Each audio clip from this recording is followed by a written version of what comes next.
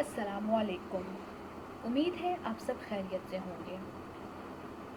Apple group of school کے syllabus 2020-21 کے مطابق اردو جماعت ششم کی کتاب میں سے آج ہم اپنے 5ویں درس کا آغاز کریں گے۔ آپ کو 5ویں درس سے آغاز سے پہلے میں آپ کو بتاؤں گی کہ ہم نے درس نمبر 4 میں کیا پڑھا تھا اور آپ نے کیا سیکھا۔ ہم نے درس نمبر 4 میں سبق نمبر 2 کی پڑھائی کی تھی، پھر آپ کو نعت کی تفصیل سے آگاہ کیا گیا تھا، آپ کو الفاظ معنی لکھوائے گئے تھے، الفاظ جملے لکھوائے گئے تھے اور مشق میں موجود الفاظ کے قافیے کاپی پر لکھوائے گئے تھے۔ ہم نے نعت کی تعریف سے بھی آپ کو آگاہ کیا گیا تھا کہ نعت کس نظم کو کہتے ہیں۔ ایسی نظم جس میں حضور صلی اللہ علیہ وآلہ وسلم کی صفات بیان کی جائے، ان کے مقام اور مرتبے کی بات کی جائے، ایسی نظم کو نعت کہتے ہیں۔ آج ہمارا 5واں درس ہے۔ آج کا کام ہے آپ کو نعت کے سوالات کے جوابات لکھوائے جائیں گے، تو آپ اپنے ساتھ اپنی کتاب اور کاپی کھولیں اور میرے ساتھ درس کا آغاز کریں۔ آپ کی کتاب میں موجود نعت کے سوالات کے جوابات۔ سوال: وہ سلطان شاہ و گدا بن کے آئے سے کیا مراد ہے؟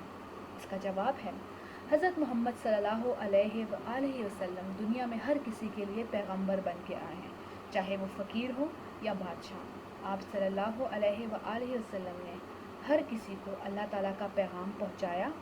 اگر کوئی بادشاہ تھا اس کو بھی آپ نے اللہ کا پیغام دیا، یعنی کہ آپ نے یہ نہیں کیا کہ فقیر، غریب یا امیر کو الگ الگ نظر سے دیکھا ہو، آپ نے ایک ہی پیغام اللہ کا سب لوگوں کو ایک جیسا پہنچایا۔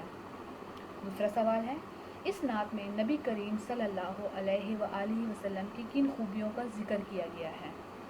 آپ صلی اللہ علیہ وآلہ وسلم نے ہمیشہ صبر سے کام لیا، ہمیشہ غریبوں کی مدد کی، ٹوٹے ہوئے دلوں کو محبت سے جوڑا، تکالیف میں بھی اللہ کے پیغام سے منہ نہیں موڑا۔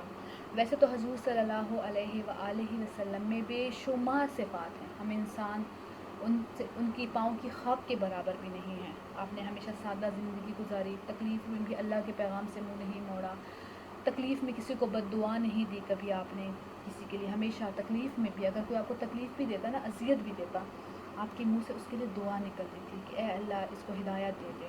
آپ نے یہ، اور اگر آپ چاہتے، اگر آپ بد دعا دیتے تو وہ فوراً اللہ اس کو قبول فرماتا، کیونکہ آپ اللہ کے محبوب نبی ہیں، آپ کے بعد اور کوئی نبی نہیں آئے گا۔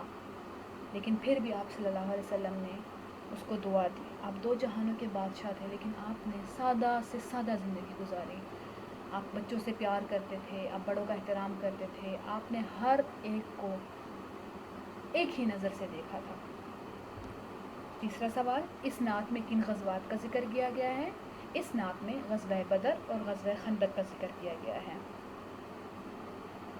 غزوہ کس کو بولتے ہیں؟ ایسی جنگ جس میں حضور صلی اللہ علیہ وآلہ وسلم نے خود شرکت کی ہو یا خود اس میں لڑائی کی ہو، اس کو غزوہ بولتے ہیں۔ ایک ہوتی ہے جنگ اور ایک ہوتی ہے غزوہ۔ تو غزوہ بدر اور غزوہ خندق، ان دو جنگوں کا ذکر کیا گیا ہے۔ سوال ہے: کس ہستی کی محبت ہمارے ایمان کا حصہ ہے؟ جواب: حضرت محمد صلی اللہ علیہ وآلہ وسلم کی محبت ہمارے ایمان کا حصہ ہے۔ آپ کی کتاب میں موجود سوال ہے: مواخات مدینہ کے بارے میں چند جملے لکھیں اور اس سے مسلمانوں کو کیا سبق حاصل ہوا؟ مواخات مدینہ، جب مسلمانوں نے کافروں کے ظلم و ستم سے تنگ آ گئے تو اللہ کی طرف سے ان کو ہجرت کا حکم ملا۔ آپ صلی اللہ علیہ وسلم نے تمام مسلمانوں کو کہا کہ ہم نے مدینہ ہجرت کرنی ہے کچھ وقت کے لیے، کیونکہ کافروں کا ظلم و ستم بڑھ گیا ہے۔ تو جب کافر وہاں گئے، مسلمان جب ہجرت کر کے مدینہ گئے تو ان کے پاس کچھ بھی نہیں تھا، وہ بے سر و سامانی کی حالت میں گئے۔ تو آپ صلی اللہ علیہ وسلم نے وہاں ایک ایک انصار کو، انصار کس کو بولتے ہیں؟ جو مدینہ کے لوگ تھے، اور مہاجرین جو ہجرت کر کے مکہ سے آئے، ان کو بھائی بھائی بنا دیا۔ اور انصار اور مہاجرین نے، اب انصار نے جو مدینہ کے لوگ تھے انہوں نے اپنی آدھی جائیداد، آدھی چیزیں اپنے مہاجرین بھائیوں کے ساتھ بانٹ دی تھی، ٹھیک ہے؟ جب اس کے بھائی بن گئے تو انہوں نے آدھی، ایون کسی کی اگر 2 بیویاں بھی تھیں تو انہوں نے اپنی ایک بیوی مہاجرین کو دے دی تھی، ٹھیک ہے، ان کے اس پہ دے دی تھی، ٹھیک ہے۔ تو مواخات مدینہ کیا ہے؟ مدینہ منورہ میں ہجرت کے تقریباً 5 ماہ بعد انصار و مہاجرین کے مابین کرائی گئی اس مواخات کا آغاز سیدنا انس بن مالک رضی اللہ عنہ کے گھر سے ہوا۔ سیدنا انس کے گھر پر جو مواخات منعقد ہوئی، اس میں ان انصار و مہاجرین کو آپس میں بھائی بھائی بنایا گیا جو اس وقت وہاں موجود تھے۔ بعد میں بھی یہ سلسلہ جاری رہا، چنانچہ جو لوگ ہجرت کر کے مدینہ منورہ آتے، رسول اللہ کسی نہ کسی انصاری کا بھائی بنا دیتے۔ مسلمانوں کے اجتماعی مسائل کے حل کے سلسلہ میں رسول اللہ صلی اللہ علیہ وسلم کی زندگی میں 3 اصول نمایاں طور پر نظر آتے ہیں: باقاعدہ منصوبہ بندی، ترجیحات کا تعین، یعنی ہمیں سب سے پہلے کیا چیز کرنی ہے، سب سے پہلے ہمارا کیا کام ہے، اس کو بولتے ترجیحات، یعنی جو آپ کی اول جو کام آپ نے کرنا ہوتا ہے، اس کی ضرورت ہوتی ہے، اس کو بولتے ترجیحات کا تعین۔ اور حصول مقاصد کے لیے عملی جدوجہد، مواخات کا عمل بھی آپ کی منصوبہ بندی کا حصہ تھا اور ہجرت کے بعد ترجیحات میں سر فہرست تھا۔ کیوں ترجیحات میں تھا؟ کیونکہ جب مکہ سے مہاجرین مدینہ گئے تو ان کے پاس کچھ بھی نہیں تھا، نہ کھانے کو، نہ پینے کو، نہ اوڑھنے کو، ٹھیک ہے، کچھ بھی نہیں تھا، وہ بالکل خالی ہاتھ گئے۔ تو آپ صلی اللہ علیہ وسلم نے دیکھا کہ یہ تو وقت گزارنا مشکل ہے اور انصاری پر بوجھ بھی بن رہا ہے سب پر، تو کیوں نہ ایسا فیصلہ کر دیا جائے کہ جو انصار ہیں ان کا بوجھ بھی کم ہو جائے اور مہاجرین بھی رہنے کے ان کو کوئی وہ نہ ہو۔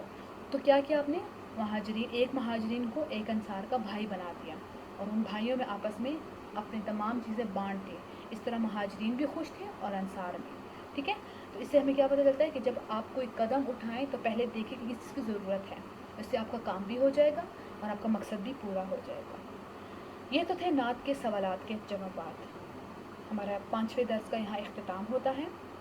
آپ نے مندرجہ ذیل سوالات کے جوابات اپنی کاپی میں عنوان اور تاریخ کے ساتھ لکھنے ہیں اور آپ کا گھر کا کام یہ ہے کہ آپ نے سوالات کے جوابات یاد کرنے ہیں۔ ہم نظر دوڑاتے ہیں کہ آج کے درس میں ہم نے کیا پڑھا۔ آج کے درس میں آپ کو نعت کے سوالات کے جوابات کروائے گئے ہیں۔ آپ نے مندرجہ ذیل سوالات کے جوابات اپنی کاپی میں لکھنے ہیں۔ امید ہے آج کے درس سے آپ کو کافی کچھ سیکھنے کو ملا ہوگا۔ اللہ حافظ۔